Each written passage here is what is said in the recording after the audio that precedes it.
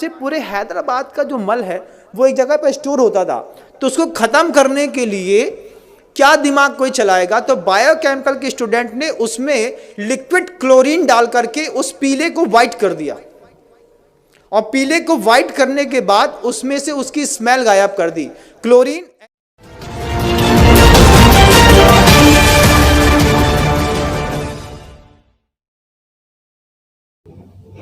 नमस्कार, आदाब। आइए बात करते हैं गुटखे की।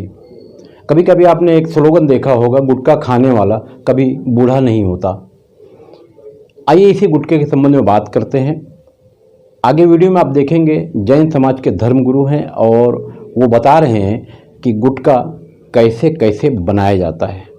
बहरहाल आज की युवा पीढ़ी बड़े शान से गुटखा खाती है और उसका अंजाम भी भुगतती है, मगर किसी को होश नहीं। और हमारे देश की बड़ी बदनसीबी है कि फिल्मी दुनिया के बड़े बड़े स्टार गुटखों का प्रचार भी करते हैं और सरकार प्रतिबंध भी लगाती है। तो प्रतिबंध भी ऐसा कि महाराष्ट्र में गुटखे पर प्रतिबंध है तो गुजरात में प्रतिबंध नहीं है, मध्य प्रदेश में नहीं है। यानी यहाँ से गुटखा बंद तो पड़ोस के जो राज्य हैं वहाँ से गुटखा पूरी तरह से लाया जाता है। जैसे कि महाराष्ट्र में आए दिन एफडीए के लोग गुटखे की खेप पकड़ते हैं। यहीं से लगकर आगे नासिक मालेगांव वगैरह देखेंगे तो गुटखे की खेप पकड़ी जाती है, मगर इसमें रुकावट नाम की कोई चीज़ नहीं है। ये कारोबार महाराष्ट्र में फ़िलहाल बैन तो है मगर धड़ल्ले से चल रहा है। तो आइए देखते हैं जैन समाज के धर्मगुरु ने गुटखा कैसे बनता है उसके बारे में क्या बताया। मैं खान फखरे आलम। हैदराबाद के बायोकेमिकल के स्टूडेंट में, जब बायोकेमिकल के स्टूडेंट ने हैदराबाद में अपनी पढ़ाई पूरी करी तो हैदराबाद के मेयर को एक चिंता हुई कि हमारे यहाँ जो सीवर की पाइपलाइन है, वो सीवर की जो पाइपलाइन है बहुत ज़्यादा होती है, उससे मटेरियल जो है वो एवरीडे बहुत ज़्यादा प्रोड्यूस होता है। तो मटेरियल को डिसॉल्व करने के लिए उनके पास कोई स्पॉट या कोई चीज़ दिखाई नहीं दे रही थी। आप क्या सोचते हैं कोई क्या कर सकता है?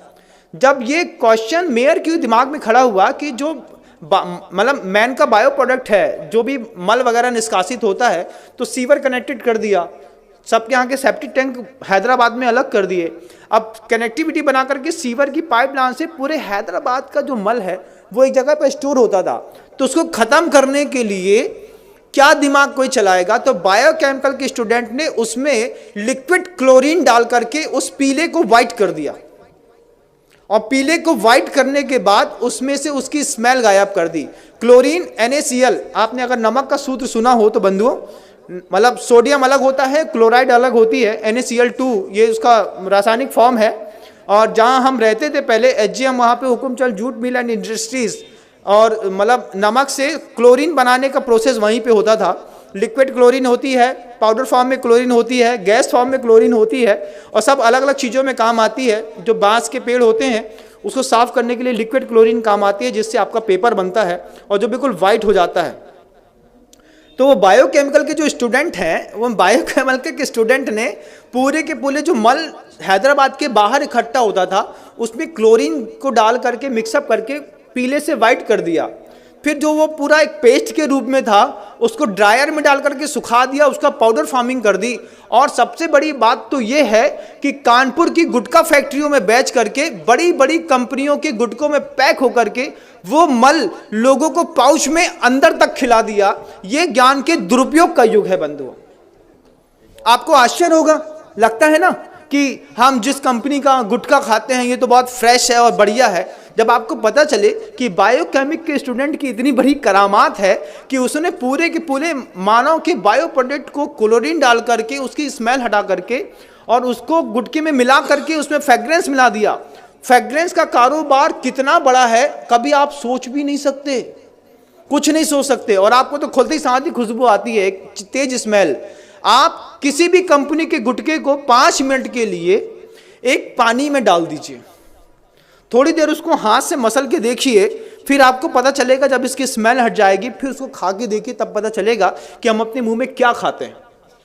उसमें चूना और कांच दोनों मिलाया जाता है कि कांच से बारीक कांच का पाउडर रहता है जिससे आपकी जबान थोड़ी सी कटती है, और चूना उसके ऊपर लगता है तो आपको थोड़ी सरसराहट सी होती है।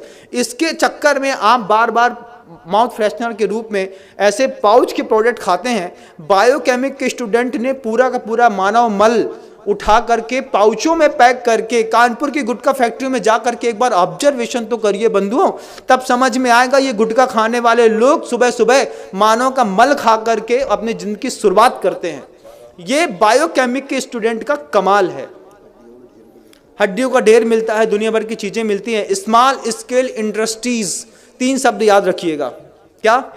स्मॉल स्केल इंडस्ट्रीज, ये 3 शब्द याद रखेंगे तब आपको पता चलेगा कि स्मॉल स्केल इंडस्ट्रीज के चक्कर में कैसे यूरिया से, साबुन से, शैम्पू से दूध बनाते हैं, कैसे सड़ी हुई चीज़ों से अच्छी पिज़्ज़ा बर्गर बनाते हैं और आपको खिलाते हैं। जो हमारे यहाँ का व्यंजन ही नहीं था वो सब हम आप खा रहे हो सब।